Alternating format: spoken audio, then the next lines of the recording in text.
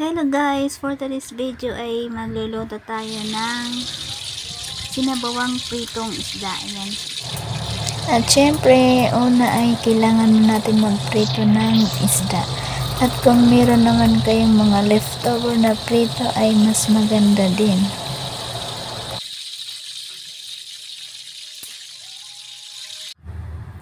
Ayan, at habang nagpiprito ng isda, ayan, maghihimay naman ng saluyot, dahon ng saluyot, at saka bunga ng malunggay. At dahil sasabawan natin yung pritong isda, ayan, kakailangan natin ng sibuyas, luya, at saka tanglad or lemongrass. At habang nagpiprito nga tayo ng isda ay maghimay naman muna tayo ng dahon ng saluyot.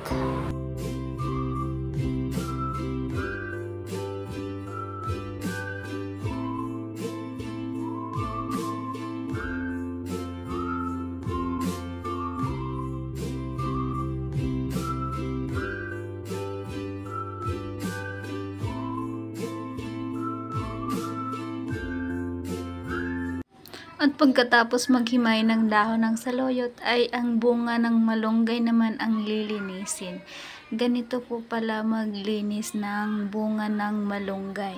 Ayan, inaalis po yung part na matitigas, yung pinakabalat niya.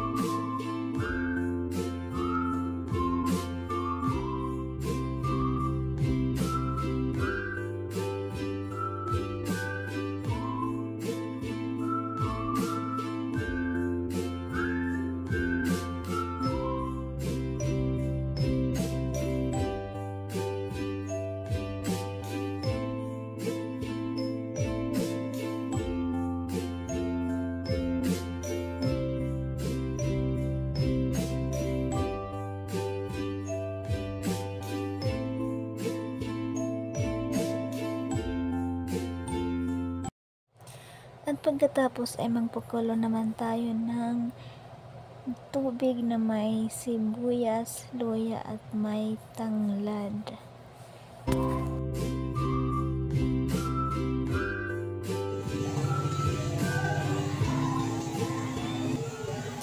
Ayan, after 5 to 10 minutes sa pagpapakulo ng tubig, ayan, nilagay na natin yung pritong isda.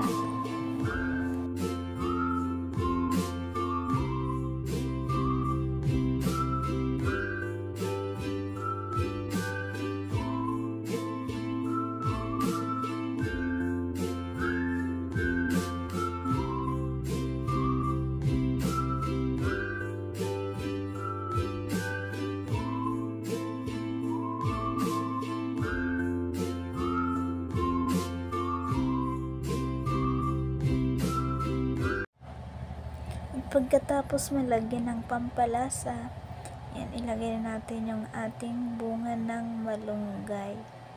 Yan, iwanan natin to kaysa sa saluyot kasi yung saluyot ay madali lang maluto.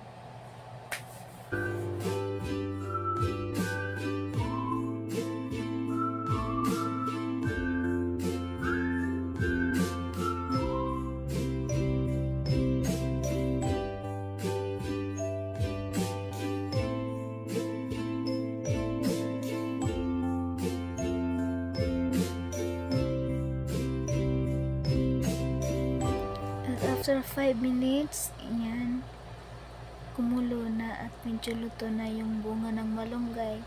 Ilagay naman natin yung dahon ng saluyot.